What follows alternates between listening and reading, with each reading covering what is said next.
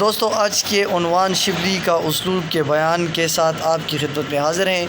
جس طرح ہم بعض اوقات ریڈیو میں اپنے دوستوں اور رفیقوں کی آواز کو سن کر یہ کہہ اٹھتے ہیں کہ لیجئے الف بول رہے ہیں یا گفتگو فرما رہے ہیں، اسی طرح کسی تحریر کو دیکھ کر ہم بلا تکلف کہہ سکتے ہیں کہ یہ فلاں انشاء پرداز کی عبارت ہے یا مصنف کا انداز بیان ہے۔ اس راز کا انکشاف ہر مصنف کے مخصوص لب و لہجہ، مرغوب الفاظ اور عبارتوں کے خاص قسم کے پیچ و خم سے ہو جاتا ہے۔ یہی اس کی انفرادی اور شخصی آواز ہوتی ہے۔ شبلی کے محبوب الفاظ، مولانا شبلی کی کتابوں کو دیکھیے، ان کے چند جملے اور چند لفظ ایسے ہیں جن سے ان کی تحریر خالی نہ ہوگی۔ المامون سے لے کر سیرت النبی تک اور مسلمانوں کے گزشتہ تعلیم سے لے کر الندوہ کے مقام تک، ہر بحث میں ان کے یہ جملے اور یہ لفظ اس قدر تواتر سے ہمارے سامنے آتے ہیں کہ ہم ان کی بدولت شبلی کی تحریروں کو بغیر اشارہ اور رہنمائی کی ہر جگہ پہچاننے کے قابل ہو جاتے ہیں۔ فخر و ناز، شبلی کے مرغوب لفظوں اور جملوں کی فہرست طویل ہے۔ ان میں چند الفاظ ایسے ہیں جو ان کی شخصیت کے لیے کلید یا سراغ یعنی کلو کا درجہ رکھتے ہیں۔ مثلا فخر، ناز، مفاخر، یہ الفاظ مولانا کی تحریروں میں خاص زندگی اور جوش پیدا کرتے ہیں۔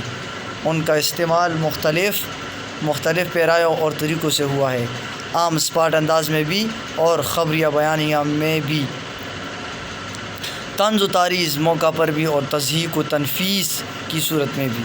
چنانچہ نظر ڈالنے والے کو یہ محسوس ہو جاتا ہے کہ شبلی کے لیے الفاظ بنیادی نفسیاتی اہمیت رکھتے ہیں اور ان کا ان کے ذہن و نفس کے ساتھ گہرا تعلق ہے۔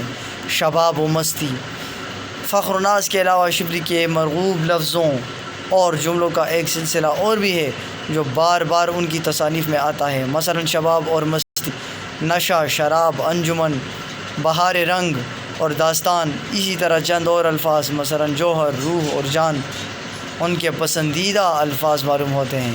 رفتہ رفتہ، آہستہ آہستہ، ان کتابوں میں رفتہ رفتہ، آہستہ آہستہ اور دیکھتے دیکھتے اور اس قبیل کی تراکیب بھی کچھ کم نہیں۔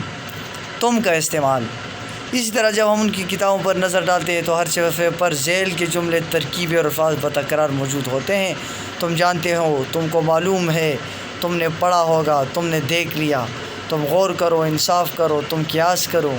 تعجب ہے، عجب بات ہے، تعجب در تعجب یہ ہے، راز، طلسم، نکتہ شناس، قوم کے بدمزاجی کا یہ عالم ہے، قوم کی بدمزاجی اب اس حد تک پہنچ چکی ہے، وغیرہ وغیرہ۔ ان تکیہ کلام کی اہمیت میں سمجھتا ہوں کہ ان الفاظ کی یہ تکرار بلا سبب اور محض اتفاق نہیں، بلکہ ان میں مصنف کی سیرت اور شخصیت کے بہت سے نقش صورت پذیر ہوتے ہیں۔ اگر شبلی کے اسلوب اور شخصیت کا مختصر جائزہ مطلوب ہو تو بھی چند الفاظ مفصل تجزیے کا بدل بن سکتے ہیں، کیونکہ یہی ان کے مصنفانہ لب و لہجہ کی امتیازی نشانات ہیں۔ ہم ان سے شبلی کو پہچان سکتے ہیں۔ یہ شبلی کی آواز ہے جس کے ذریعے ان کی شخصیت کے خارجی طور پر ہم سے تعارف ہوتا ہے اور ان کے اسلوب کے بعض خارجی اوصاف بھی ہم پر واضح ہوتے ہیں، مگر اسلوب اس سے وسیع تر، مکمل تر چیز ہے۔ آئندہ صفحات میں ہم اس کے سب پہلوؤں پر بحث کی جاتی ہے۔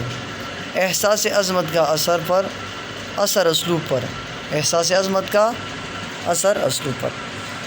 شبلی کے اسلوب کی اولین صفت اس کے وہ قدرت اور جوش ہے جو ان کے احساس کمال اور احساس عظمت کی پیداوار ہے۔ یہ احساس جب کسی مقصد عظیم کے ساتھ مل جاتا ہے تو مصنف کے اظہارات میں غیر معمولی جوش اور قدرت پیدا کر دیتا ہے۔ شبلی کے احساس فخر و برتری کا ایک بڑا سرچشمہ ان کے ہر لفظی اثرات ہیں۔ راجپوتوں کو اپنی نسلی روایات اور اسلاف کے کارناموں پر بڑا ناز ہوتا ہے۔ غیرت و حمیت کا ایک مخصوص تصور، آن بان اور کچھ کر کے دکھانے کی شان۔ راجپوتوں کی اپنی نسلی روایات پر فخر و ناز ایک راجپوت کو ورثے میں ملتا ہے۔